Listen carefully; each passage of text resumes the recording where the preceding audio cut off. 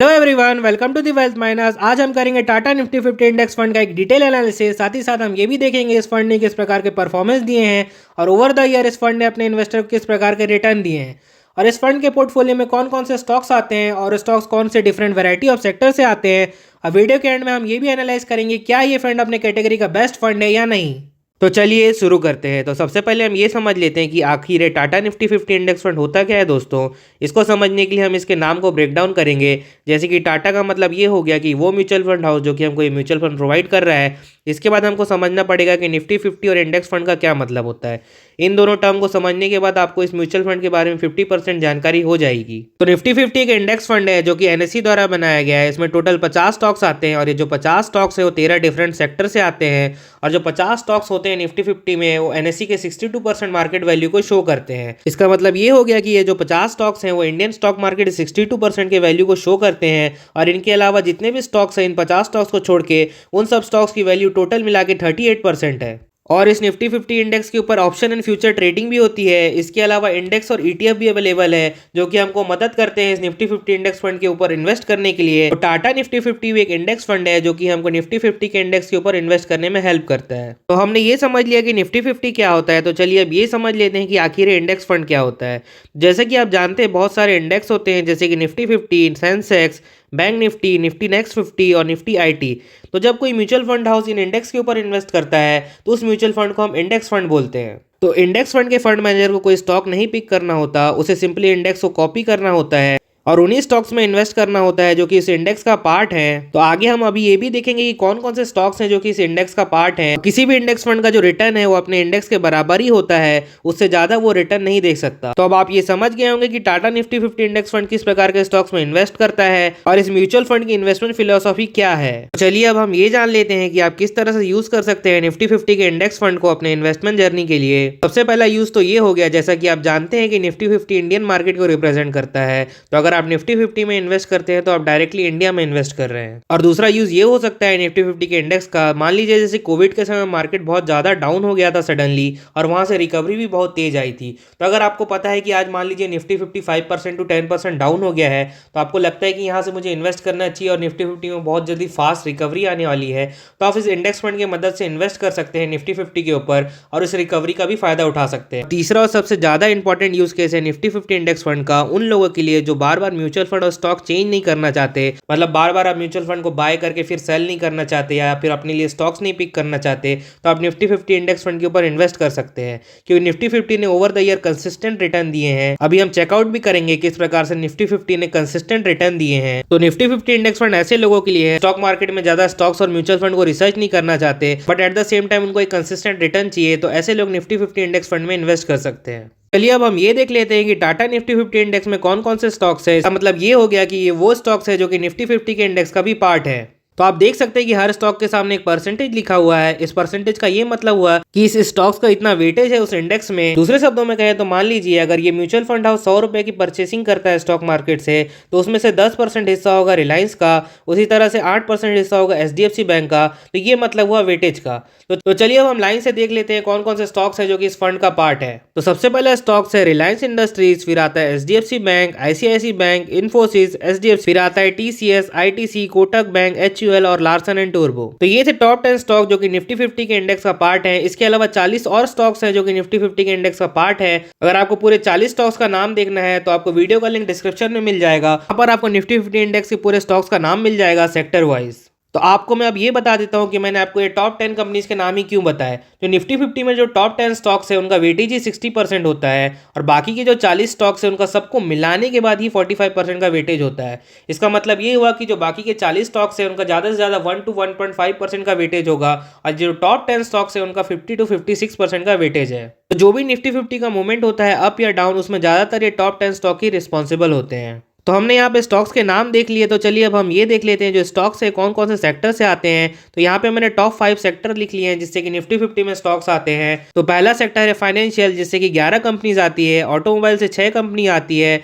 Information technology से 5 companies आती है, हेल्थ केयर सेक्टर से 5 कंपनी आती है और एफएमसीजी सेक्टर से 5 कंपनी आती है। इसके अलावा 8 और सेक्टर है जो कि निफ्टी 50 के इंडेक्स का पार्ट है, उनके नाम आपको इस वीडियो में मिल जाएंगे। किसी भी इंडेक्स फंड को समझने के लिए 2-3 टर्म हमको समझने पड़ेंगे। तो उसी में जो सबसे पहला टर्म आता है वो एक्सपेंस रेशियो। एक्सपेंस रेशियो का मतलब ये हो गया कि जो म्यूचुअल फंड हाउस हमको ये इंडेक्स फंड प्रोवाइड कर रहा है, बदले में हमसे वो कितना पैसा लेगा इस म्यूचुअल फंड को मैनेज करने के लिए। तो जो टाटा निफ्टी 50 इंडेक्स फंड का एक्सपेंस रेशियो है वो 0.16% है। इसके अलावा एक और टर्म होता है ट्रैकिंग एरर। ट्रैकिंग एरर का मतलब ये होता है जैसे कि जो म्यूचुअल फंड हाउस ये क्या कर रहा है, निफ्टी 50 के इंडेक्स को कॉपी करने की कोशिश कर रहा है, पर कॉपी करने के दौरान जानते हैं दोस्तों कि क्या है, उसमें बहुत सारे एरर होते हैं कि ऊपर नीचे हो जाता है कि इस स्टॉक को बाय करने में अच्छे टाइमिंग में बाय नहीं होता। जैसे कि आप जानते हैं कि मार्केट में कंटिन्यूसली मार्केट में जो प्राइस होता है ऊपर नीचे होता है, तो इसको परचेस करने में जो प्राइस में डिफरेंस आ जाता है उसी को हम ट्रैकिंग एरर बोलते हैं। करने के लिए दो प्रकार के एक्सपेंस होते हैं, पहला होता है एक्सपेंस रेशियो और दूसरा होता है ट्रैकिंग एरर, जो कि म्यूचुअल फंड आपको बता। तो टाटा निफ्टी 50 इंडेक्स फंड का देखा जाए तो हमको टोटल 0.27% का खर्चा आएगा इस म्यूचुअल फंड को बाय करने के लिए। तो अगर हमको ये पता करना है कि किसी भी इंडेक्स फंड को हमको बाय करने के लिए कितना पैसा देना होगा, तो हमको एक्सपेंस रेशियो और ट्रैकिंग एरर को प्लस करना होगा। तो उससे हमको पता चल जाएगा कि हमको कितना पैसा देना है उस पर्टिकुलर इंडेक्स फंड को बाय करने के लिए। तीसरा टर्म होता है एसेट अंडर मैनेजमेंट, जिसको हम AUM बोलते हैं। AUM को आप ऐसे समझ सकते हैं कि इस म्यूचुअल फंड हाउस में अभी तक कितना पैसा लग चुका है। तो जो टाटा निफ्टी 50 इंडेक्स फंड है उसमें टोटल अभी तक 300 करोड़ रुपए लगाए जा चुके हैं। हर म्यूचुअल फंड हाउस हमको ये बताता है कि उसके ऊपर अभी तक टोटल कितने पैसे लगे हुए हैं। अब हमने ये समझ लिया कि एक्सपेंस रेशियो, ट्रैकिंग एरर और AUM क्या होता है। और यहाँ पे लास्ट कॉलम में आप देख सकते हैं दोस्तों, यहाँ पे लिखा हुआ है एक्सपेंस रेशियो और ट्रैकिंग एरर का जो सम हमने यहाँ पे लिख लिया है। एज ऑफ नाउ अभी मार्केट में टोटल 18 म्यूचुअल फंड अवेलेबल हैं जो कि निफ्टी 50 के इंडेक्स के ऊपर इन्वेस्ट करते हैं। उसमें से 5 इंडेक्स फंड मैंने यहाँ पे शॉर्टलिस्ट कर लिए हैं और अब इन 5 में से हम सेलेक्ट करेंगे कि हमारे लिए बेस्ट निफ्टी 50 इंडेक्स फंड कौन सा होगा। जो 3 क्राइटेरिया होगा जिसकी मदद से हम best Nifty 50 index fund select करेंगे होगा एक्सपेंस रेशियो, ट्रैकिंग एरर का सम और AUM। तो सबसे पहले हम ये देख लेते हैं कि इस फंड का एक्सपेंस रेशियो सबसे कम है, ट्रैकिंग एरर सबसे कम है या फिर AUM सबसे ज़्यादा है।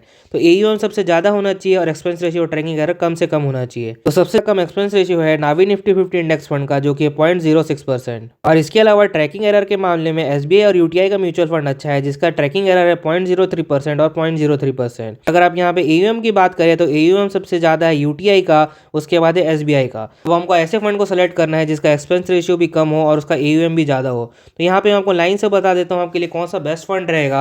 वैसे तो मोतीलाल ओसवाल का निफ्टी 50 इंडेक्स फंड बेस्ट रहेगा, क्योंकि भी ये म्यूचुअल फंड नया है और इसका AUM बहुत कम है, तो इसको हम यहाँ पे रिजेक्ट करते हैं।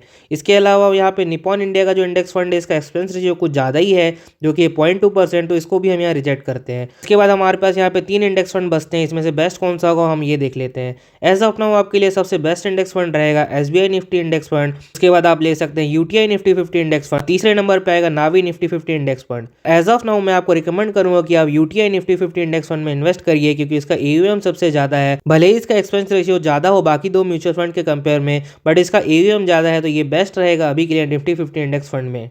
अगर हम फ्यूचर की बात करें तो अगर नावी निफ्टी 50 इंडेक्स फंड का एक्सपेंस रेशियो सेम रहता है और इसका ट्रैकिंग एरर अगर कम हो जाता है और इसका AUM बढ़ जाता है, तो आपके लिए बेस्ट निफ्टी 50 इंडेक्स फंड रहेगा नावी निफ्टी 50 इंडेक्स फंड।